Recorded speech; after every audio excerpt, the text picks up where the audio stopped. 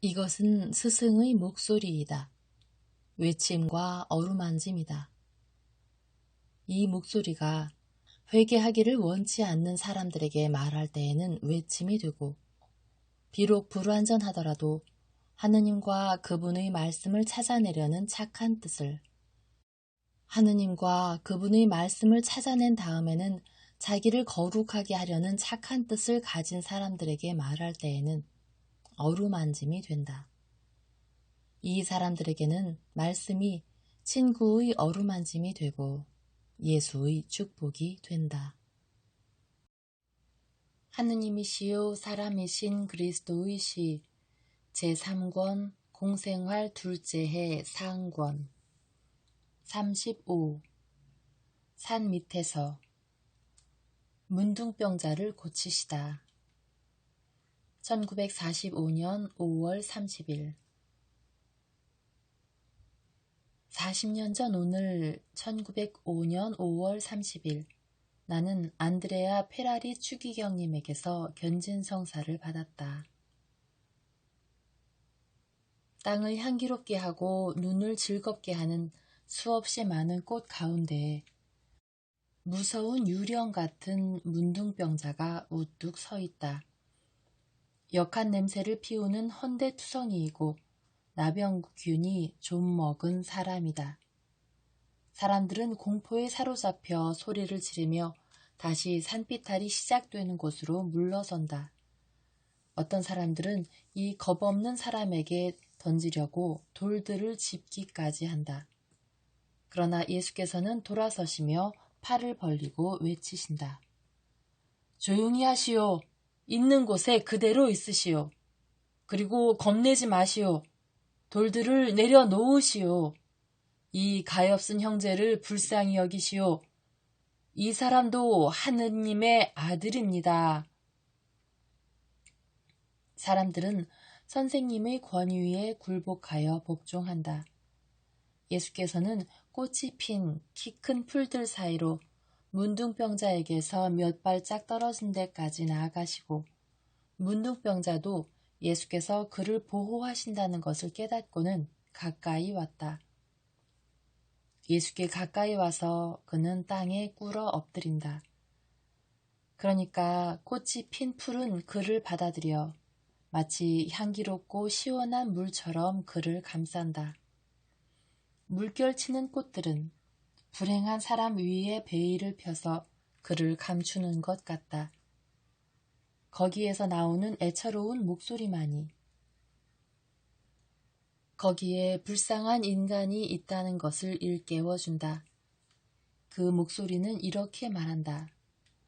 주님, 주님이 원하시면 저를 깨끗하게 하실 수 있습니다. 저도 불쌍히 여겨주십시오. 예수께서 대답하신다. 얼굴을 들고 나를 쳐다보시오. 사람은 믿을 때에는 하늘을 쳐다볼 줄 알아야 합니다. 그런데 당신이 애원하는 것을 보니 당신은 믿고 있소. 풀이 움직이면서 다시 갈라진다. 문둥병자의 얼굴이 바다에서 솟아오르는 난파당한 사람의 머리와 같이 나타나는데 머리카락과 수염이 없다. 두개골 위에 듬성듬성 피부만 조금 남아있다. 그러나 예수께서는 이마에서 헌대가 없는 깨끗한 곳, 두 개의 골마 짓무른 눈구멍 사이에 밀랍빛깔의 비늘처럼 벗겨지는 피부밖에 없는 곳에 손가락 끝을 과감히 얹으신다. 그 두 개의 골마 짓무른 눈구멍 중에 하나에는 피부가 벗겨졌고 또 하나 오른 눈이 있던 곳에는 구멍이 크게 뚫려 있다. 관자놀이에서부터 코에 이르기까지 파져서 광대뼈와 코의 연골이 드러나 보이고 더러운 것이 잔뜩 들어있는 저 커다란 구멍 속에 아직 눈알이 있는지 없는지 알 수 없다. 예수께서는 그 아름다운 손끝을 거기에 대시고 말씀하신다. 내가 원하니 깨끗해지거라. 마치 그 사람이 나병균에 좀 먹혀서 헌대투성이가 된 것이 아니라 때가 잔뜩 끼었었는데 거기에 액체로 된 세제를 부은 것처럼 문둥병이 싹 사라진다. 맨 먼저 헌대들이 아물고 피부가 다시 맑아지고 다시 생겨난 눈꺼풀 사이로 오른쪽 눈이 나타나고 누르스름한 이 위로 입술이 다시 덮인다. 머리카락과 수염은 아직 없는데 군데군데 성한 피부가 남아있던 곳에만 털무더기가 드물게 있을 뿐이다.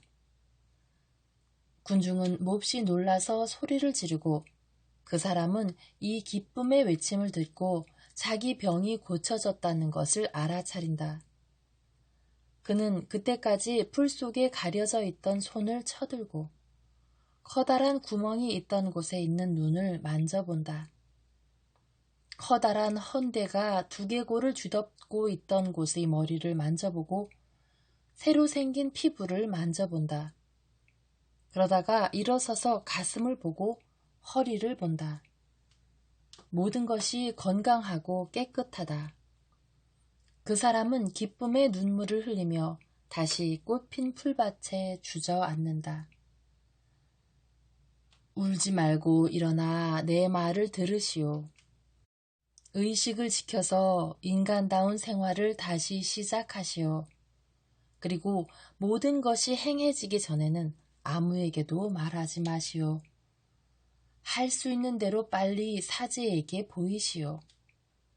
당신의 병이 기적으로 나았다는 증거로 모세가 명한 제물을 바치시오.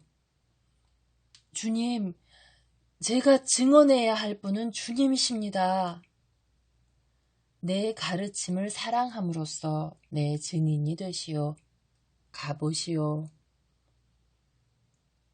군중이 다시 가까이 와서 의무적인 거리 밖에 있으면서 기적을 입은 사람에게 축하한다. 어떤 사람들은 그가 여행하는 데 쓸 여비를 줄 필요를 느껴 돈을 던져준다. 어떤 사람들은 빵과 음식물을 던져준다. 한 사람은 문둥병자의 옷이 누더기에 지나지 않아서 몸을 잘 가리지 못하는 것을 보고 겉옷을 벗어 똘똘 뭉쳐서 문둥병자에게 던져준다. 이 사람은 그래서 품위 있게 몸을 가릴 수 있게 되었다. 사람들이 집단으로 있을 때에는 자비가 전염성이 있기 때문에 또 한 사람은 그에게 샌들을 주고자 하는 욕망을 물리칠 수가 없다. 그는 자기의 샌들을 벗어서 문둥병자에게 던져준다. 그러면 당신은 어떻게 가오?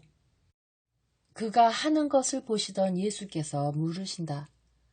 아이고, 저는 여기서 아주 가까운 곳에 삽니다. 저는 맨발로 걸을 수가 있습니다. 근데 저 사람은 먼 길을 가야 합니다. 하느님께서 당신과 또 이 형제에게 도움을 베푼 모든 사람에게 강복하시기를 바랍니다. 여보시오, 이 사람들을 위해 기도하시오. 예, 예, 저분들을 위해 또 세상이 주님께 믿음을 가지도록 주님을 위해서 기도하겠습니다. 그래요, 평안히 가시오. 그 사람은 몇 미터를 가다가 돌아서서 외친다. 그런데 사제한테는 선생님이 저를 고쳐주셨다고 말해도 됩니까? 안 돼요. 그래서는 안 됩니다. 사제에게는 주님이 저를 불쌍히 여기셨습니다 하고만 말하시오. 이것이 틀림없는 사실이니까요. 다른 말은 아무 말도 해서는 안 됩니다. 사람들은 선생 둘레를 꽉 둘러싸고 도무지 비켜나려고 하지 않는다. 그러나 그동안 해가 떨어졌다. 이제 안식일의 휴식이 시작된다. 마을들은 멀다. 그러나 사람들은 그들의 마을도 먹을 것도 아무것도 신경 쓰지 않는다. 그렇지만 제자들은 그것이 걱정이 되어서 예수께 말씀드린다. 제일 나이 많은 제자들도 걱정을 한다. 여자들과 어린이들도 있다. 밤은 훈훈하고 풀밭의 풀들은 부드럽지만 별들은 빵이 아니고 비탈에 있는 돌들이 먹을 것을 주지는 않는다. 걱정을 안 하는 사람은 예수뿐이시다. 그동안 사람들은 아무 일도 없는 것처럼 그들에게 남아있는 것을 먹고 예수께서는 그것을 제자들에게 지적하신다. 정말이지 저 사람들이 너희들보다 나은 사람들이다. 저 사람들이 얼마나 태평하게 그들에게 남아있는 것을 다 먹어 치우는지 보아라. 나는 그들에게 하느님이 내일 당신 아들들에게 먹을 것을 주시리라고 믿을 수 없는 사람들은 물러가시오 하고 말했다. 그런데 저 사람들은 그대로 남아있다. 하느님께서는 당신의 메시아가 말한 것을 거짓이라고 하지 않으실 것이고 당신께 바라는 사람들을 실망시키지 않으실 것이다. 사도들은 어깨를 들썩하고 다른 일은 상관을 하지 않는다. 저녁놀이 지고 난 다음 밤이 조용하고 아름답게 내려앉고 새들이 부르는 마지막 소야곡 후에는 시골이 정적이 모든 것 위에 퍼진다. 바람이 몇 번 살랑거리고 첫 번째 별이 뜰 때, 그리고 개구리의 첫 번째 울음소리가 들릴 때 밤새 한 마리가 조용히 날아간다. 아이들은 벌써 잔다. 어른들은 서로 이야기를 하다가 이따금씩 어떤 사람이 선생님께로 가서 설명을 청한다. 그렇기 때문에 두 밀밭 사이길로 옷차림과 나이와 생김새가 모두 두드러지는 어떤 사람이 오는 것을 보고서도 놀라지 않는다. 그 사람 뒤에 사람들이 따라온다. 모든 사람이 그를 보려고 몸을 돌리고 속삭이면서 서로 손가락으로 그를 가리킨다.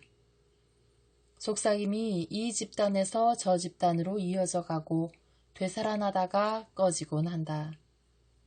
가장 멀리 떨어져 있는 집단들이 호기심에 끌려 가까이 온다. 위험 있는 모습을 한 그 사람은 어떤 나무 아래 앉아서 한 사람의 말을 듣고 계신 예수께로 가서 정중하게 인사를 한다. 예수께서는 즉시 일어나셔서 마찬가지로 공손하게 답례하신다. 거기 있는 모든 사람들의 눈길이 쏠린다. 저도 산 위에 있었습니다.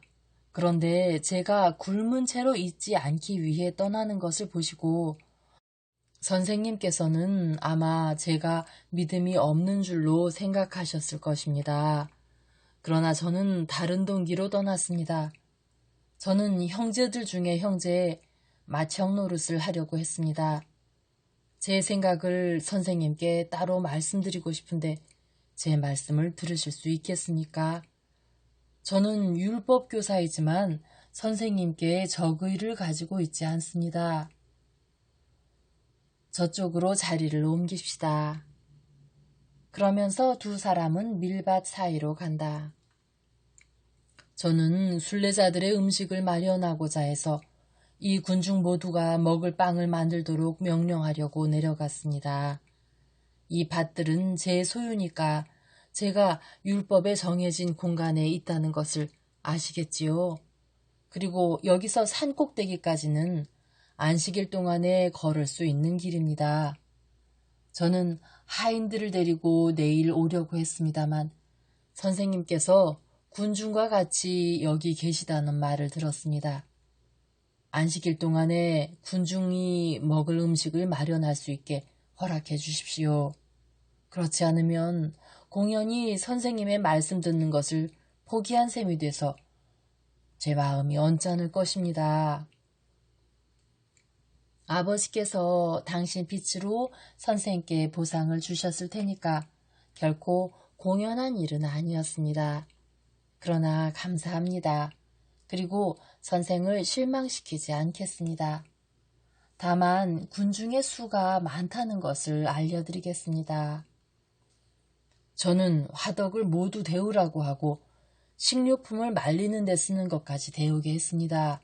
그러니까 모두가 먹을 만큼 빵을 만들 수 있을 것입니다. 못 만들까봐 말씀드리는 것이 아니라 빵의 양을 많이 신세진다는 뜻이었습니다. 아이고, 그것은 제게 방해가 되지 않습니다. 작년에 소출이 많았습니다. 그리고 올해에도 미리 이삭을 보시지요. 저 하는 대로 그대로 두십시오. 이것이 제 수학을 위한 가장 좋은 보증이 될 것입니다.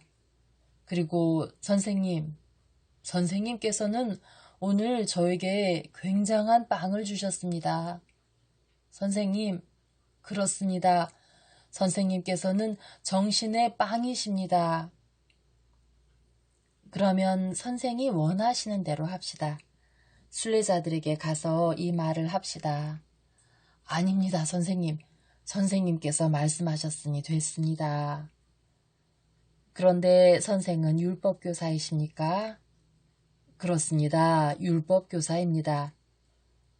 주께서 선생의 마음이 갈 자격이 있는 곳으로 데려가 주시기 바랍니다. 선생님이 말씀으로 하지 않으시는 것도 알아듣겠습니다. 진리로 데려가 주시기를 바란다고 말씀하시는 것이지요. 저희들에게는 오류가 많고 또 악의도 많으니까요. 선생은 누구십니까? 하느님의 한 아들입니다. 저를 위해 아버지께 기도해 주십시오. 안녕히 계십시오. 평화가 선생과 함께 있기를 바랍니다. 그 사람이 하인들과 같이 가는 동안 예수께서는 제자들에게로 천천히 돌아오신다. 누구였습니까? 무엇을 원하는 것이었습니까? 선생님께 뭐 기분 나쁜 말이라도 했습니까? 병자들이 있답니까? 예수께서는 질문 공세를 받으신다. 그 사람이 누군지는 모른다. 아니, 사실은 그 사람이 착한 사람이라는 것을 안다. 그리고 그 사람은 율법학자 요한입니다. 하고 군중 가운데에서 어떤 사람이 말한다. 그러면 이제 당신이 말해 주어서 알았습니다. 그 사람은 그저 하느님의 아들들에 대해서 하느님의 종이 되기를 원하는 것이었습니다. 내일 그 사람의 친절 덕택으로 우리가 모두 음식을 먹게 되었으니 그 사람을 위해 기도해 주시오. 그 사람은 정말 의인입니다.